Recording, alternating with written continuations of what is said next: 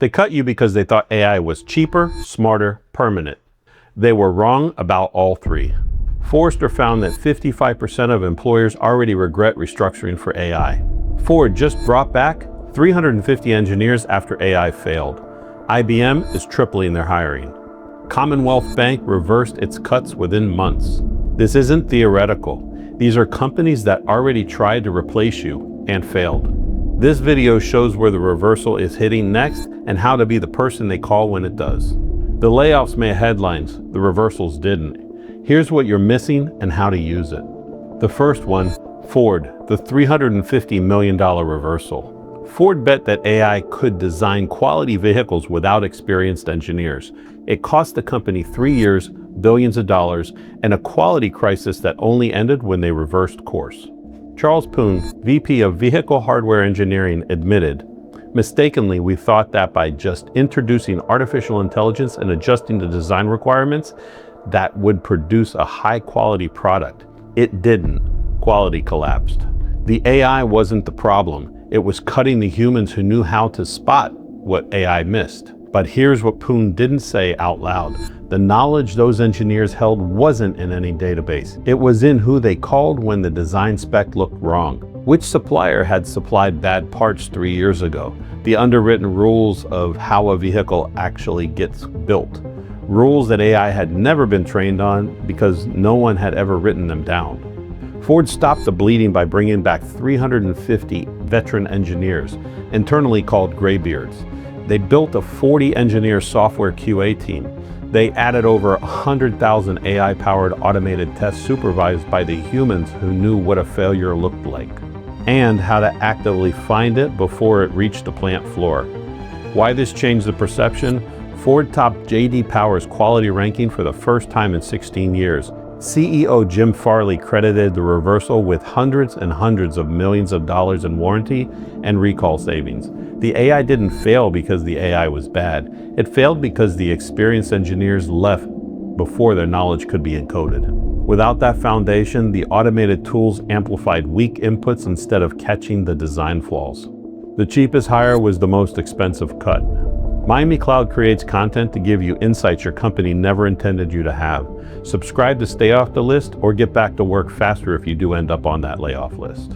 The second one is IBM, the 6% judgment ceiling. Their mistake, IBM automated HR. The AI handled 94% of the routine requests, payroll changes, benefit questions, policy lookups, but it hit a wall at the other 6%. Ethical dilemmas, judgment calls, situations with no precedent. The kind of call where two policies conflict and someone has to decide which one wins. So IBM announced it's tripling U.S. entry-level hiring across all business units in 2026. CHRO Nicole Lamorex, if we don't continue to invest in entry-level hires, what happens in 3 to 5 years? There's no pipeline, the well simply dries up. Lamorex understood something the companies still cutting haven't figured out. When you automate the routine work, you also eliminate the training ground. The entry-level analyst grinding through spreadsheets today is the senior leader who spots bad data in 3 seconds a decade from now. Kill the feeder system and your talent pipeline collapses. Not this quarter, but in 3 to 5 years, when there's no one left who knows how the machine actually works.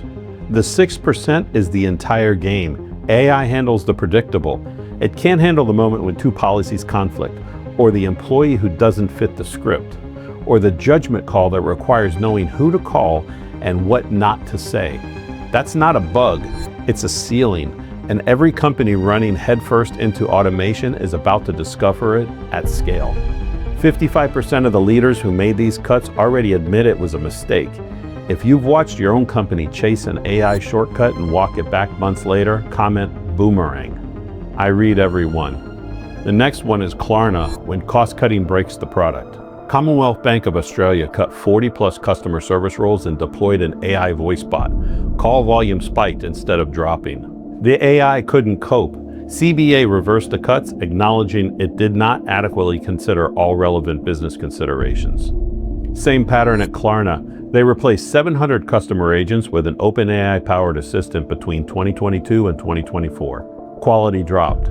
By mid-2025, they were hiring human agents back. Their CEOs said, "We focused too much on cost. The result was lower quality." Both of these companies reversed their course. Both paid more to fix the problem than they saved creating it, in churn, reputation, and the operational chaos of the reversal itself. These technologies aren't the failures, they're strategy failures, cutting the humans before understanding what the humans actually did. The person answering their phone at a bank isn't reading a script. They're making judgment calls about fraud, about escalations, about when a customer is about to leave. You don't know what you're losing until the system breaks, and by then, the customer is already gone. Gartner projects half of all the AI workforce cuts will be reversed by 2027. The experiment is failing in real time, and the companies that cut fastest are doubling back the fastest. Here's the number that should make you sit up straight. 32% of US hiring managers who eliminated a role by AI have already rehired for that exact same position. 1 in 3. And 55% of leaders now admit these cuts were a mistake. We are only at the beginning of this reversal. They hired an AI that had read every textbook, but had never done the job. Now they're hiring back the people who have. And if you want to be the person they call back, not the one still waiting to be forgotten, download the career inventory worksheet in the description below. It's how you document the judgment calls and the value that you provided before anyone had to ask.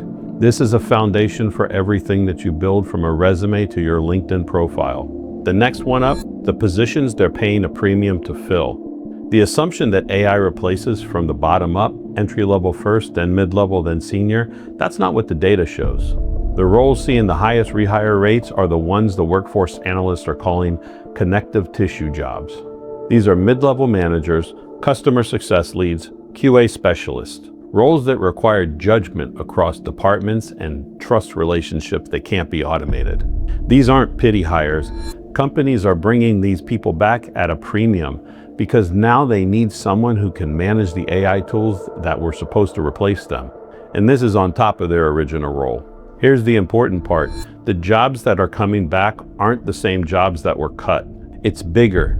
These companies aren't rehiring people to do what AI can do. They're rehiring people who can tell the AI when it's wrong.